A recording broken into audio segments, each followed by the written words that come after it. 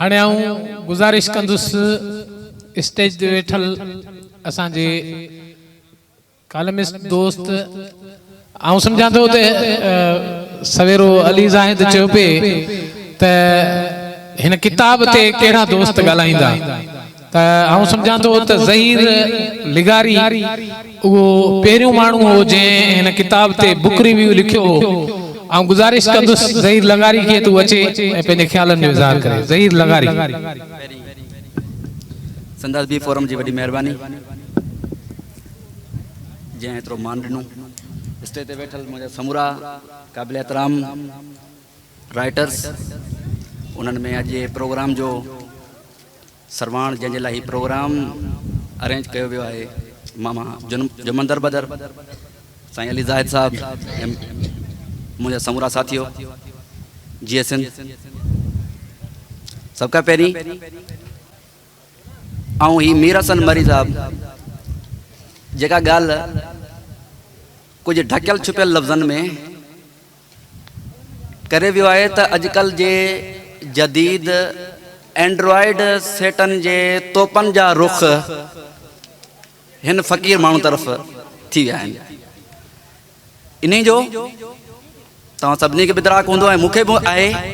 ऐं इन ते असांजे ॻोठ जो ऐं असांजे इलाइक़े जो बारो चबा ॻोठ सैद खान लिगारी जे भर में मामा जुमंदर बदर जो हिकिड़ो साथी बि हूंदो, साहिल लाखो, जंहिंजो हिकिड़ो शाइर आहे त हिकु शख़्स भरी महफ़िल तनक़ीद करणु बीठो, हिकु शख़्स भरी महफ़िल तनक़ीद करणु बीठो, तनक़ीद करे उन जी तरदीद करणु बीठो, साहिल जे ॾिसण सां ई तक़रीर बदिलजी वई। ऐं पोइ शायदि मामा जुमन जी शख़्सियत शायदि साम्हूं कंहिं तरीक़े सां उन साम्हूं अची वई जो आहे समूरी तक़रीर, उहा समूरी तहरीर बदिलजी वई। हाणे सभ खां पहिरीं आऊं मुबारकबाद ॾींदुसि मामा जुमन दरबदर खे, जेको एॾो वॾो ख़ुशि नसीब आहे जो पंहिंजी हयाती में हिकिड़ो अहिड़ो शानदार किताब वठी हर जनम वरबो तव्हां ऐं असांखे ॾिनो आहे। उनजी महिनत, उनजी जेतिरी मेमरी खे बि दाद ॾिजे ऐं उन खां पोइ उन खां अलावा जेका महिनत साईं अली ज़ाहिद कई आहे, ऐं सम्झां थो इहा तमामु घणी ज़बरदस्त ऐं रिमार्केबल आहे। अॼुकल्ह सुभाणे वर्ल्ड पॉपुलेशन डे आहे, पूरी दुनिया में पॉपुलेशन हिकिड़ो अज़ाब आहे ऐं सिंधी में बि किताब छपण जी स्पीड तक़रीबन ओतिरी आहे जेतिरी ॿार ॼणण जी स्पीड आहे। पर उन्हनि में किताब जेके पढ़ण जहिड़ा हुजनि, उहे किताब जेके एज़ाज़ी अलमारूफ़ अज़ाबी कापी वठी जी में जाइ न वाला रिन ऐं जारे में जा वाला रिन, उन्हनि जहिड़ो न हुजे त आऊं सम्झां थो मामा जुमन दरबदर जो हीउ हिकु शाहकार किताब उन्हनि में शामिल आहे। उन खां अलावा आतमकथाउनि ते बि अॼुकल्ह जाम आतमकथा जेको रवाजु पइजी वियो आहे।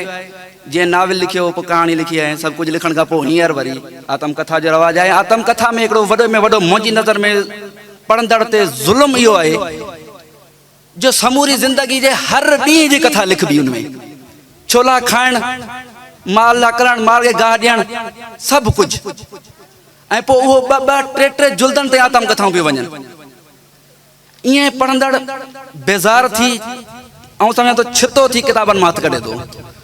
पर ही तमामु नंढो ऐं तमामु बहितरीन ज़िंदगी जे चंद उन्हनि मौक़ियुनि ते जंहिंमें मज़ाहिमत आहे, जंहिंमें मामा जो असल आर्टिस्टिक कैरेक्टर साम्हूं अचे थो।